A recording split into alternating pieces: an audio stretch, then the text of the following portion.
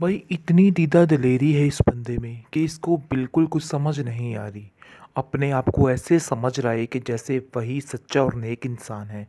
न जाने क्यों इतनी हठधर्मी के साथ ये सब कुछ कैसे कह रहा है।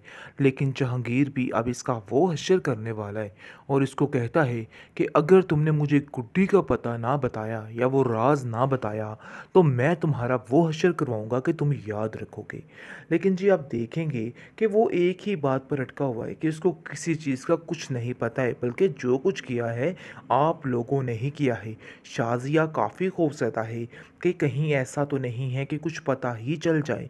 गुड्डी मिल गई तो सारा माजरा बयान कर देगी। आखिर गुड्डी को ऐसा क्या पता चला जिसकी वजह से गुड्डी घर छोड़ने पर मजबूर हो गई, क्योंकि उनका जुल्म ज़्यादती ही उस बात के लिए काफ़ी थी। लेकिन गुड्डी फिर भी उनके साथ ही होती, उनकी तरफदारी ही करती। अगर नासिर उसकी आंखें ना खोलता। नासिर ने वक्त पर उसकी आंखें खोली ताकि वो सब कुछ देख सके और उसे सब पता चल सके, जिसकी वजह से आप देखेंगे कि उसकी आंखें खुल चुकी हैं। लेकिन नासिर अंदर से परेशान है। इन लोगों से बचा के तो उसने सैफ़ी के पास रख लिया, लेकिन उसे सैफ़ी पे भी ज़्यादा यकीन नहीं है। और वो कहता है कि मुझे ऐसा लगता है कि जैसे ये बंदा भी ठीक नहीं है, इससे भी बच के ही रहना होगा। मुझे तो समझ ही नहीं आ रही कि आखिर मैं क्या करूं। ऐसे इंसान की माफ़ी नहीं है। लेकिन जी आप देखेंगे कि सैफ़ी बाबा गुड्डी के पीछे पड़ चुका है और कहता है कि मुझे सच सच बताओ कि आखिर स्वीटी का क्या माजरा है। गुड्डी काफ़ी खौफसदा हो गई है और कहती है नासिर से कि मुझे यहाँ से ले जाइए, कोई भी मेरे लिए ठीक नहीं है। उधर मुझे चचा चची की टेंशन थी और इधर मुझे सैफ़ी बाबा की टेंशन है, क्योंकि ये लोग कुछ भी मेरे साथ कर सकते हैं। ये स्वीटी के पीछे हाथ धो के पड़ चुके हैं। इस पर नासिर उसको यकीन दिलाता है कि तुम्हें परेशान होने की कोई ज़रूरत नहीं है। मैं तुम्हारा साथ दूंगा और हमेशा दूंगा। बिल्कुल भी परेशान मत हो, सब ठीक हो जाएगा। लेकिन जी आप देखेंगे कि गुड्डी काफ़ी घबराई हुई है और कहती है कि अगर चचा जान को मेरे बारे में पता चल गया तो वो मुझे नहीं छोड़ेंगे, क्योंकि वो जानते हैं कि मैंने जो कुछ किया है उसकी सज़ा वो मुझे दे कर ही रहेंगे। लेकिन फिर भी नासिर कहता है कि तुम परेशान मत हो, उन लोगों को भी मैं देख लूँगा। मेरे पास भी उन लोगों के बारे में काफ़ी ज़्यादा सबूत हैं, इसलिए तुम्हें परेशान होने की कोई भी ज़रूरत नहीं है। मैं भी उनका वो हश्र कर सकता हूँ कि वो सारी ज़िंदगी जेल में चक्की पीसते रहेंगे। सामने आएगी।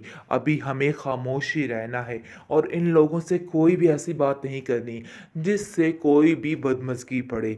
अभी आप जहांगीर से बना के रखिए। इस तरह से लड़ने झगड़ने से कोई मसले हल नहीं होंगे, वरना कुछ भी हाथ नहीं आएगा।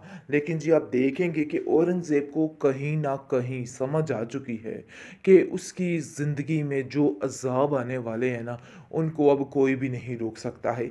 जो कुछ उसने किया है उसके आगे आने वाला है। अब तो उसके बच्चे भी बोल पड़े हैं कि बस कर दीजिए बाबा, क्या आंख मचोली का खेल लगाया हुआ है। हमें तो कुछ समझ नहीं आ रही कि आप दोनों क्या कर रहे हो। जिस पर शाज़िया कहती है कि अरे भाई तुम भी अब उसकी ही बोली बोलने लग गए। पहले नासिर को उसकी हमदर्दी का बुखार था और अब तुम दोनों को भी उसकी हमदर्दी का बुखार चढ़ चुका है। देखो अपने दिमाग को ठीक कर लो, वरना मसला बहुत ख़राब हो जाएगा। और मैं बिल्कुल भी बर्दाश्त नहीं कर सकती कि तुम ये हरकतें करो और बार बार गुड्डी का नाम लेकर अपने बाबा के दिल में उन पर रहम डालो। अरे भाई उसके दिल में रहम नहीं आ सकता, इसलिए टेंशन लेने की कोई बात नहीं है। वो एक नंबर का जल्लाद इंसान है और ऐसे लोगों के दिल में कोई इंसानियत नाम की चीज़ नहीं होती और ना ही वो इंसान कभी भी ठीक हो पाएगा। बड़ी दीदा दलेरी के साथ जहांगीर के घर पहुंच के आए और वहां जाकर उसको कह रहा है कि भाई हमारी गुड्डी को वापस करो। मेरी गुड्डी पे सिर्फ मेरा हक है, इसलिए बेहतर यही है कि जितनी जल्दी हो सके उसको वापस कर दो। जिस पर आप देखेंगे कि वो कहते हैं कि तुम ऊपर पर आके यानी ऊपर से आके टांग क्यों रख रहे हो, तुम्हें शर्म नहीं आ रही है। शर्म करो थोड़ी सारी। मुझे तो ऐसा लगता है कि तुमने ही अपनी भतीजी के साथ कुछ कर दिया है, उसको मार दिया है और तुम उसका बदला हमसे ले रहे हो। लेकिन देखो हम तुम्हें बख्शने वाले नहीं। जितनी जल्दी हो सके गुड्डी को वापस लाओ, वरना हम तुम्हें जान से मार देंगे और तुम्हारा ऐसा हश्र करेंगे कि सारी ज़िंदगी जेल की सलाखों के पीछे रहोगे। जिसको सुनकर वो कहता है कि अरे भाई, ये तो बड़ी ही उल्ट बात कर दी आपने, कैसी बातें कर रहे हैं आप। मैंने ऐसा कुछ नहीं किया है, बल्कि मुझे यकीन है कि ये सब कुछ आपका किया धरा है। नासिर बड़े गौर से सारी बातों को सुन रहा है, लेकिन जब आप देखेंगे कि सैफी बाबा के दिल में जो खिलाफत थी स्वीटी के बारे में, वो नहीं गई है। इतने गहरे हाथ जलने के बाद फिर से एक दफ़ा स्वीटी को बुला लेना बहुत बड़ी हमाकत है। लेकिन जी ये बात उसको समझ नहीं आ रही। दूसरी तरफ औरंगज़ेब पागल हो चुका है कि आखिर गुड्डी गई तो गई कहाँ। उसे समझ ही नहीं आ रही कि वो क्या करे। और वो कहता है कि पा जो मर्ज़ी हो जाए, मैं गुड्डी को ज़रूर वापस लाऊंगा। मुझे पता है कि ये जहांगीर की चाल है, इसके अलावा कुछ नहीं है। लेकिन जी आप देखेंगे कि शाज़िया उसको समझाती है कि देखिए अभी फ़िलहाल खामोश हो जाइए, ऐसा ना हो कि लेने के देने पड़ जाएं, मसला बड़ा ख़राब हो जाएगा, काफ़ी गमगीन हो जाएगा। आपको शायद समझ नहीं आ रही, ऐसा ना हो हम पर ही हर चीज़ आ लिपटे। जिसको सुन के वो कहता है कि बात तो तुम्हारी ठीक है, लेकिन हम गुड्डी को ऐसे भी तो नहीं छोड़ सकते, हमें कुछ ना कुछ तो करना ही होगा।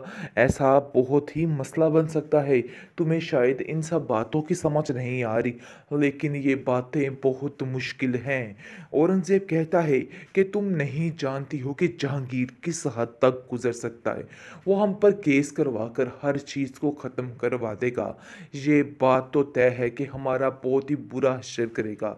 जिस पर वो कहती है कि हाँ, बात तो ये आपकी बिल्कुल ठीक है, लेकिन इन सब चीज़ों में हमारा भी क्या कसूर है।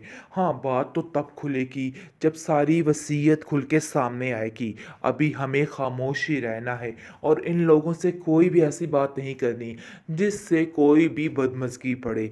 अभी आप जहांगीर से बना के रखिए, इस तरह से लड़ने झगड़ने से कोई मसले हल नहीं होंगे, वरना कुछ भी हाथ नहीं आएगा। लेकिन जी आप देखेंगे कि औरंगज़ेब को कहीं ना कहीं समझ आ चुकी है कि उसकी ज़िंदगी में जो अज़ाब आने वाले हैं ना, उनको अब कोई भी नहीं रोक सकता है।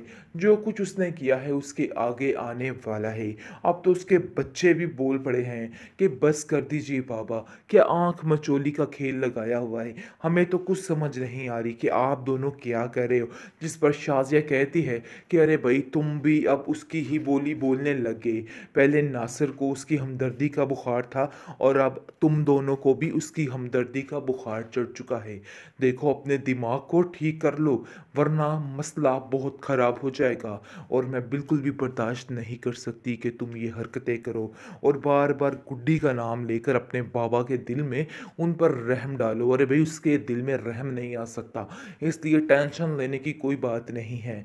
वो एक नंबर का जल्लाद इंसान है और ऐसे लोगों के दिल में